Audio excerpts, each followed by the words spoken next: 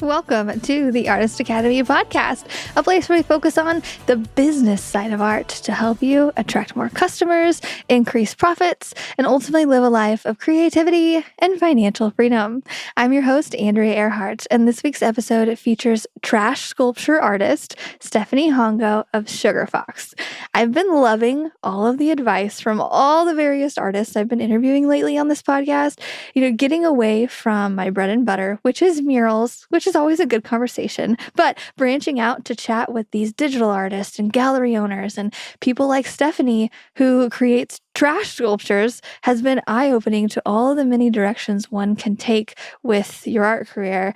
Today you'll hear us talk about all the hurdles that come with creating something unique, shipping issues, social acceptance, and being put into a categorical box are just a few of the things that we cover in our chat. But let me know what you think about this week's episode with Stephanie Hongo of Sugar Fox.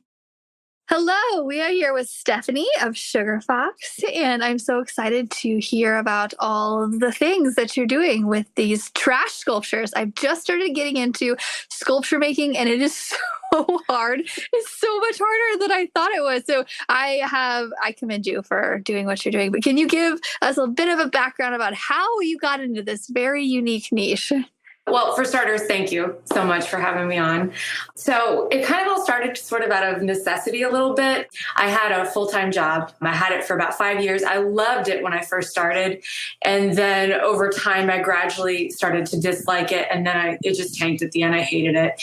And as an artist, I'm sure you know, there's only a limited amount of stuff out there for artists, especially kind of in the terms of what I do and what it seems like you do as well, like fine art. A lot of it is digital based, and I don't have any of that skill set. So when I was looking for other jobs, nothing really was presenting itself. And I really did want to leave. So I kind of just all of a sudden just quit, just up and quit without anything lined up.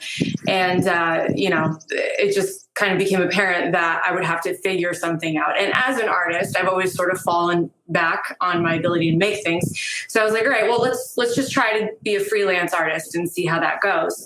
So for a little bit, I was like, okay, maybe I'll be a muralist, or I'll do painting and all that kind of stuff. And then as a muralist, you have to have that commissioned by someone. You can't just go painting people's walls. So without a portfolio, like I had done murals, but not enough for like a solid portfolio. So without that kind of work being available to me, I started thinking, okay, I just got to make stuff that I can sell. So are you familiar with Bordalo? No. So he's an artist in Europe. He makes these large, grand trash installation pieces, murals on the sides of like large buildings. And I've been following him for quite some time, love his work. And I thought to myself, like, that is the coolest work I've ever seen. And I know I can do a version of it, obviously nothing like what he does, but I was like, I know I can do this. So I was thinking to myself, okay, well, sculpture would be really great, but the amount of money it takes for supplies, I didn't have a job. So I was like, you know what? Trash is in surplus. It's free. Maybe I can make something like what Bordalo does in a smaller scale and then sell those pieces. So I made a blue deer that I named Yondu. That was my very first trash piece. And that one I put up for sale. It did not sell, but I loved it. And I felt super fulfilled after doing that work. It was the first thing I'd ever really made on my own that I thought was like just this really dope art form that I was like, I would absolutely love to continue doing this. So after I made that one, even though it didn't sell, I was like, this is what I want to do. This is the most fun I've ever had creating anything. So I just kept making them. Gradually, the smaller ones, because I went a little smaller after that one. The smaller ones started to sell, which was amazing. And then in between there, I had to get a couple jobs. That wasn't the final say in my career as just being an artist. So I worked a little bit at a couple different jobs, but when the pandemic hit, I was able to leave, and then I just was able to just plug into doing this full time. And now this is my only gig. This is what I do. That's awesome. Yeah. Yeah, it's awesome to see how different people are inspired by different artists, and because now you were inspired by him, and now so many are inspired by you to try out all the different things. I had a student in the Artist Academy when I first started it. Her name was Sam Weeman, and she loved to do that sort of thing too. She would take like old fan blades and paint on them, and just do like hubcaps and just do a bunch of different stuff that I had never seen before. It's just it's so unique. Where do you get your stuff? Honestly, I get that question a lot, but truly, if you think about it, everyone has junk. Everyone, especially plastic junk, like people are just totally willing to just be like, hey, you want bottle caps? Do you want Tupperware? I've got broken toys. So I get it I really only need to ask like my friends and family, and that's basically got me in enough junk that I don't need to go anywhere else. But occasionally, after doing this for 5 years, I've noticed that there's certain materials that I will always use and that I want above everything else. So if I'm ever looking for those materials, so for example, like basketballs, I always use plastic tubing, extension cords, things like that. I love LOL doll balls. I don't know if you know what those are, but they're amazing for what it's like. This stupid toy. It comes in a sphere. And I think that the ball plays absolutely no part in the toy itself. It's just the packaging. But it's this plastic that's easy to cut. It holds paint really well, and it's a sphere. So pretty much all the things I make are animals. So they're organic shapes. So rounded shapes really work super well. So I use those all the time. But when I'm looking for specifics like that, sometimes I'll go on my town Facebook group and I'll be like, hey, anyone throwing away basketballs? And people are usually just like, yeah, you can come scoop it at this address. And it's really easy to find junk. I don't have to go looking very far, if I ever go looking at all. Yeah, I was watching one of your videos and you were explaining how you wanted, I think it was a piece of hair on the horse. And yes. you knew you wanted it to be a certain texture and through experience. So what is your thought process like going into creating these things? Do you sketch it out first or? So since it's all animals for the most part, I don't sketch out like a concept of it. What I'll do instead is I'll go online and I'll find basically a pose, like a composition that I really love of that particular animal that I'm going to emulate while I'm building it. It works really well to try to find like a 3D model, but I don't always have that. I've only had that for a couple of the bigger builds that I've done. Usually I work from photographs. So I'll find a bunch of photos of that animal. And then on the board that I'm sculpting it on, I'll sketch basically what it looks like, and then I'll work from there. But there's no preliminary sketch ahead of time of what I think the sculpture will look like, just because it's essentially I'm just trying to copy like a real animal. So that's basically my sketch. Perfect. That makes a lot of sense. So why would you sketch it when you have a perfectly good reference photo?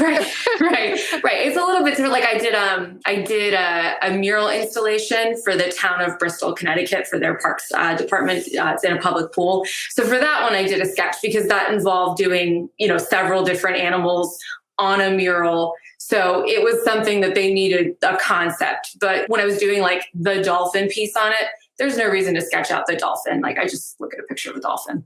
Yeah. How are these people finding you to commission you to do stuff like this? Right now, I got to say, my love letter to Instagram, it's like the most instrumental thing for like, I don't know what I would have done without Instagram, because that's really where all of it is. The following building was a little tricky in the beginning, but once I started building a following, that's where all of the business basically is. That's where people find me. That's where they follow me.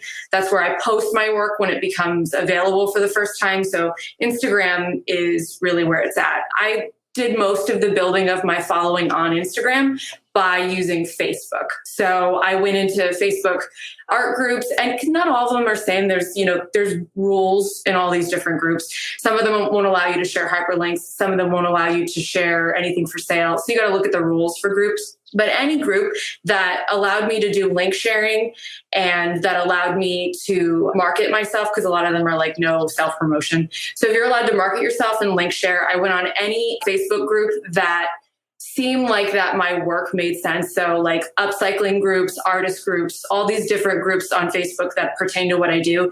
And I just shared my work and I was like, this is my page. If you're interested, please follow. And that really was the main way that I built my following on Instagram. I don't believe in paying for followers. I don't believe in paying for promotions, and that kind of stuff. I want it to be all organic. So that was the way that I was able to go about doing it. Yeah. As you're talking, I'm like, oh, that would be such a good thing for me to do. Yeah, absolutely. These artist groups. So whenever you're searching for artist groups to find, I imagine you just kind of type in artist or painter or thousands of them. And I joined everyone that makes sense. And, every couple of months I'll just share my stuff. And you just, it's kind of a nice way to just continuously have a steady stream of like a couple people here and there following. Home for Peculiar Artists on Instagram has like 500,000 followers. And that is the one that I would recommend the most. They're extremely friendly. The group is just the community that they've built on there. The admins are great. They do a good job of policing everything. Their rules are very specific, but they're very fair, I think. Okay, home for peculiar artists. Yeah. I am writing this down and I will join. And I'm excited to see your stuff in there. And I'm going to post in there. Yeah, I definitely recommend it. They're great. Okay, perfect. Oh, my head is spinning with like ways to promote like art and the academy and all the things, like getting into these art groups, of course. Like, how did you start? Well, how did you get like the bulk of the fall? You haven't, like, I was looking at your numbers. You're so close to 100K. That's dope. Right? Yeah. Yeah. So I have just been growing it for about 5 years now, and Reels. So I had probably 50,000 followers when after like a couple years of growing, and then or maybe like 40, 50. But then after that, as soon as Reels came out, I've gained like 50,000 followers. And just in the past month, I went from 75,000 to almost 100,000. Wow. Like, and that's awesome. Yeah. But for like a year and a half, I was stuck at like 75,000, and I'm like, whatever, this is enough. Like, it's not like I'm going to reach forever. But then it just I had 3 reels hit, and they each got about 1 million views. Wow. And people just follow. And I don't know that awesome. I've seen, the funny thing is, though, I don't know that I've seen like an increase in comments or likes, really. And you'd think that you would. Yes. So, but you never know where a customer is going to come from. So there's probably a customer in there. Yeah, that's what I was just going to ask you. I've noticed interest in my work on Instagram has only risen. Like, my selling of work has been consistent and positive and great. So I have no complaints there. But I have noticed engagement on Instagram has dropped in the past like 6 months, I want to say. Significantly less likes and comments than it was. And I have more followers now. So it's just weird. I think it's just because like followers aren't seeing a lot of the posts. Yeah, and if I post a photo, it's not getting anything. Like but if I post a reel, that is the only way that I'm getting attention. It does seem like they're trying to be like TikTok, so that's where people they're just like scrolling through and they're only watching videos. I agree. I've seen that too. Yeah, I started out on TikTok a couple years ago. I got in kind of early and just had great success with it. And now in the last year, TikTok is like, no. Oh, is it? Yeah. Really? For me anyway. But I've heard other artists are doing really well at it. I've migrated back to Instagram because that's where I see most of the stuff coming from. But I way prefer Instagram. That's my favorite platform for sharing. Me too.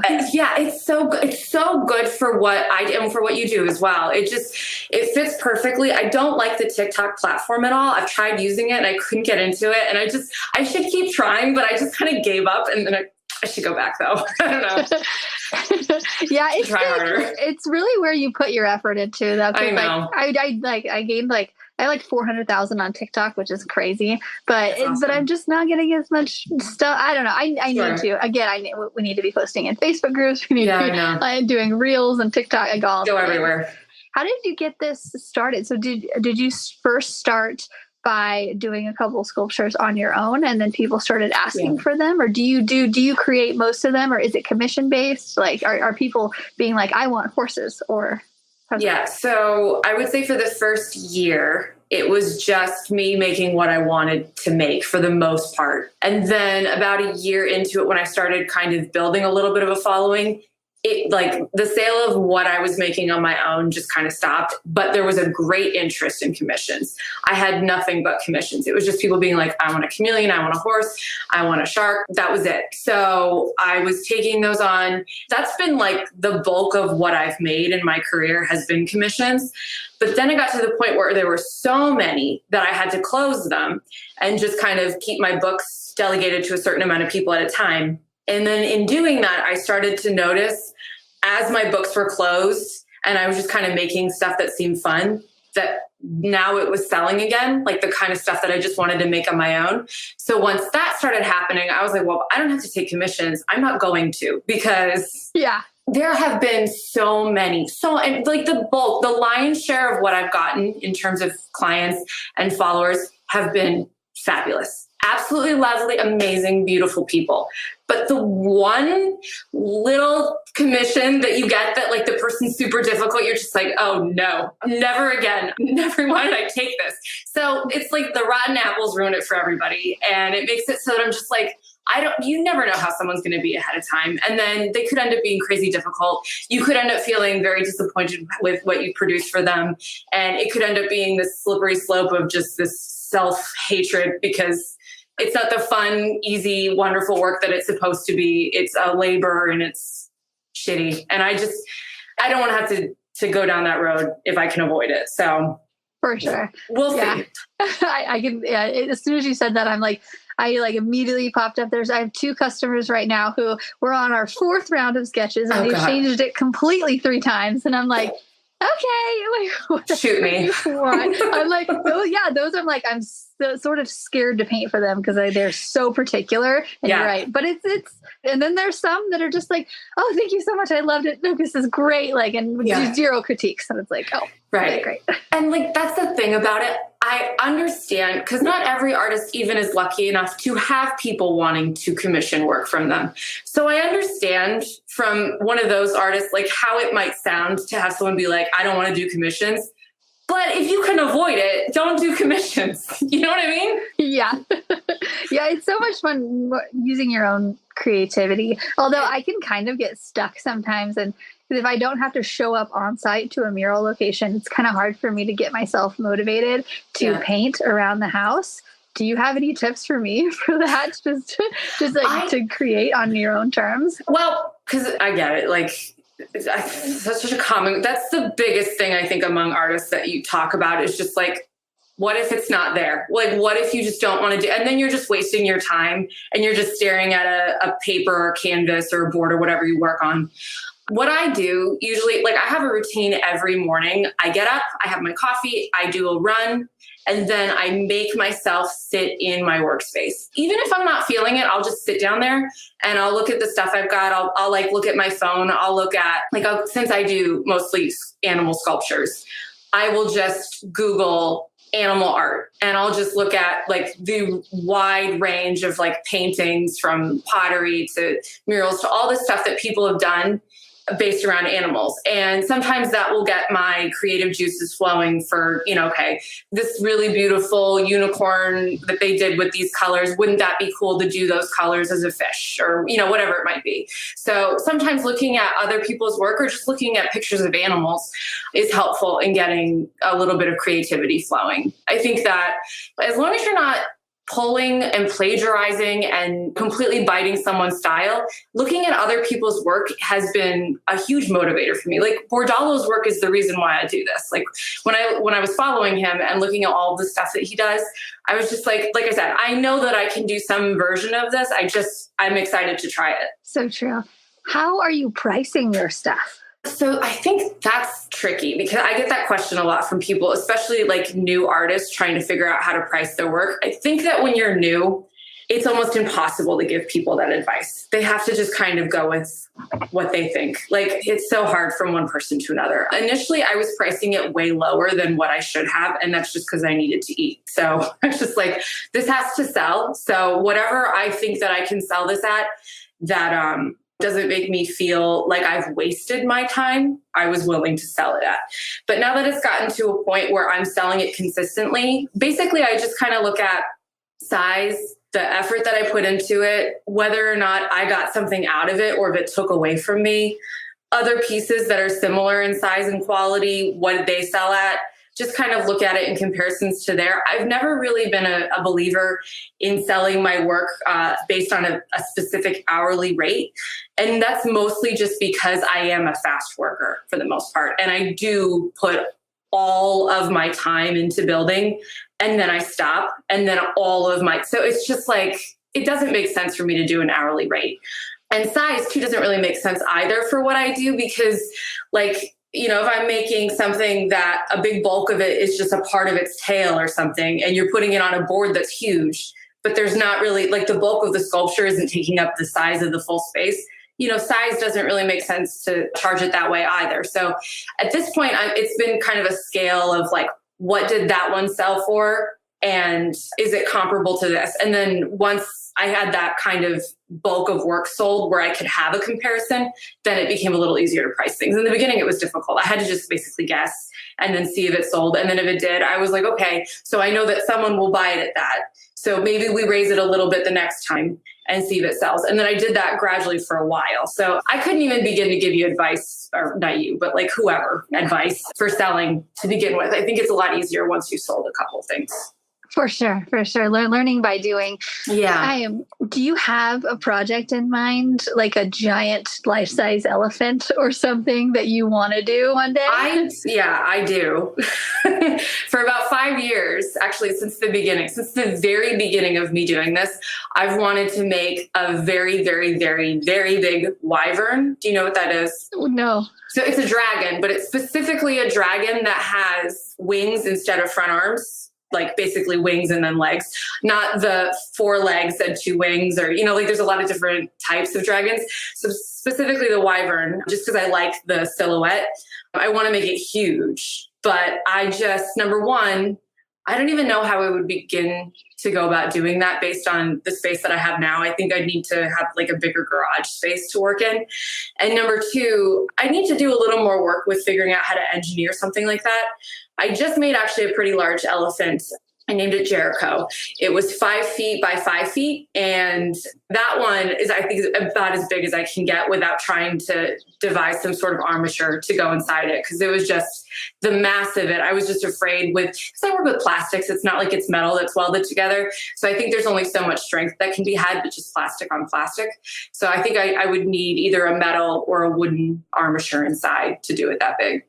Okay. Yeah, I was going to ask because I'm in the middle of doing this just fun home project. I saw a table and it's a hippo and then you have the table and then you have the head of the hippo on the top. So like the last table is like water. Looks like yes. Yeah. And I want to do it because I saw one guy carved it out of wood or something. I was like, I don't want to do wood. So I'm going to do like mold and stuff. So I started to do foam and then aluminum foil, and then I'm gonna do mold over it. But I'm having a hard time with just the structure of like finding a good molding and just it's so much more. And also like weighting it to the ground using like somebody recommended to do concrete, and then they're like, but you're gonna have to put some kind of structure in there. So it doesn't. So how do you put yours together? Because I'm already like going through the process of sculpting of the inside, the outside, what holds it together.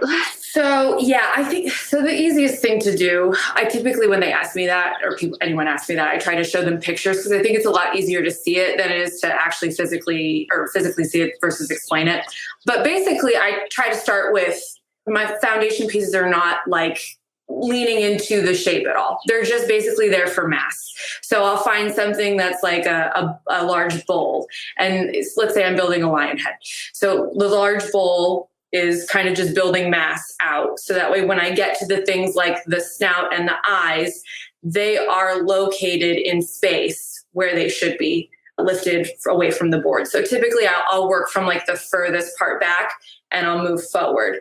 So the ears, I need to make sure that I have enough space between the neck, which I've put on the board, built out where the snout's going to be. And then here are the eyes, which are, on a plane that's a little further back from the nose. It's so many moving parts. And that's why making videos is tricky for me, because unlike doing like a time lapse where you've got the camera set up and, you're painting and you got it all set up here. When I work, not only am I getting up and down a million times to sift through a pile of rubble, but I'm also like turning this thing 360, lifting it up, holding it back, looking at a piece of paper. Like, like nothing stays in the same place. I'm all over the place. So it's really hard for me to capture it, but I've been trying to get a time lapse of my work for 5 years and I've never succeeded in getting a full one. It's just, I've pretty much given up at this point. That's awesome. How do you transport this stuff? So shipping is a bear. That is by and large my least favorite part of doing this full time, is shipping. Thank goodness my boyfriend is very good with woodworking. So he's massively instrumental in helping me do that. He helps me do the crates. Basically, every piece that I ship has a custom crate that I build with it. So the thing about it, though, is that since it's made out of plastic, I have no faith in packing materials and keeping it safe. I'm afraid that not only will it potentially break, but I'm afraid of the paint chipping if there's any pressure put on the piece. So basically what I'll do is I'll build it so that way it's flat down on the back of the crate, the bottom of the crate.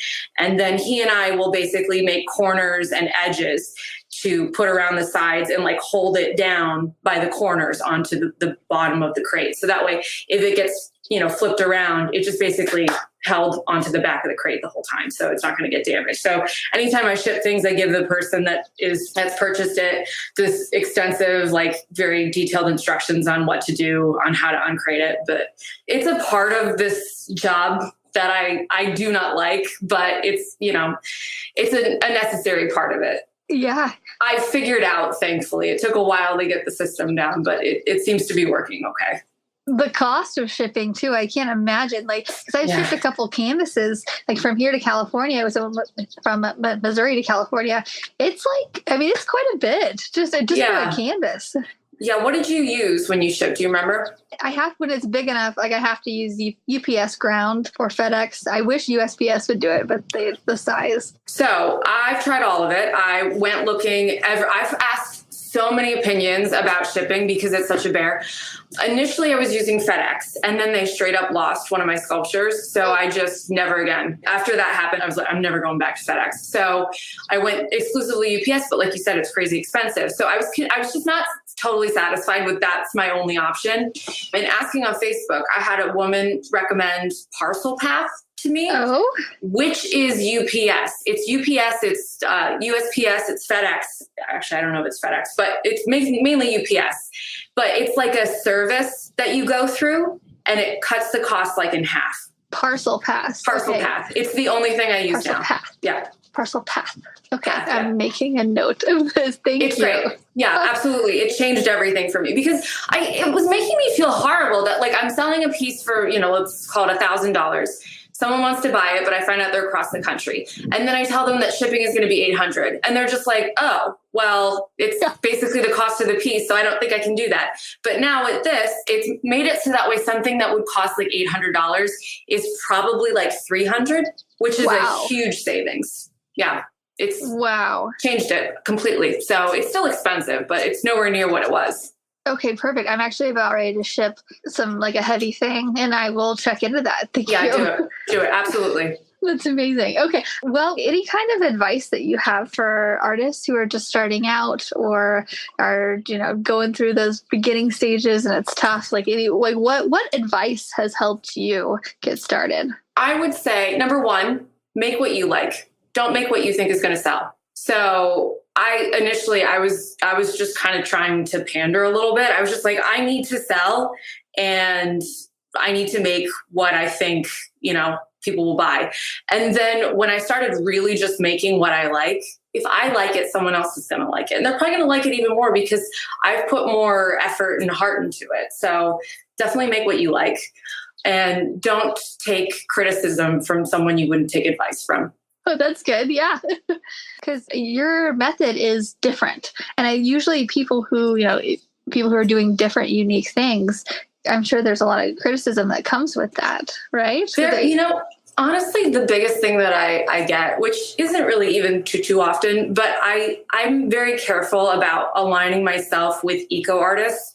I think that what I do and the fact that I'm saving all of this from ending up in a landfill is beautiful. I'm so proud of that.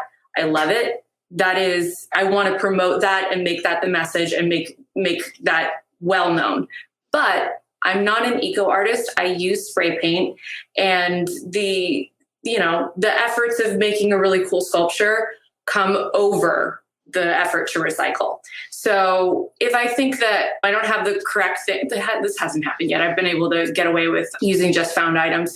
But if I really decided that I'm making a sculpture and it would look better for me to go out and buy whatever to add to this, I would do that over making sure that the message stays only recycled things. Because my message and my goal is to make really cool art from something recyclable source. I think that's a cool part of it, but it's mostly that it's assemblage. So I've gotten a lot of people that just kind of like lash out. They're like, if you're using spray paint, you can call yourself an eco artist, blah, blah, blah. And I'm like, you've called me that. I've never said that. So that's really the main thing that I get. People getting up in arms because they're like, how dare you use spray paint? But, like I said, I'm going to continue to do it this way unless I find something that works just as well. If I found a paint that worked as well as spray paint, but it was eco-friendly, I would absolutely switch. But I haven't yet. It's just, it's plastic. So there's only so many paints that will adhere to it. So my choices are limited there. And I do want to paint them. People have asked me if I want to leave them raw. And they do look cool that way, but I want them to look like the animal, and they don't look like the animal until I paint them. So until I feel differently about it, I could end up finding that I make a piece one day that I'm just like, nope, it feels done. It feels the way that I want it to feel before I paint it. In that case, I would absolutely leave it unpainted. But not for now. I prefer to paint them. I think they look better painted, but it keeps me from being in the eco category. Yeah, I wouldn't have even thought about that. Yeah. It's funny, the little things you run into when you go down a rabbit hole. The internet. The internet. Yeah, kids on TikTok, dude. Yeah. Yeah, they suck. Yeah. Okay, that's all I have for today. But thank you so much for taking the time out of your Monday to. Yeah, my pleasure. Thank you. I appreciate it. That's a wrap.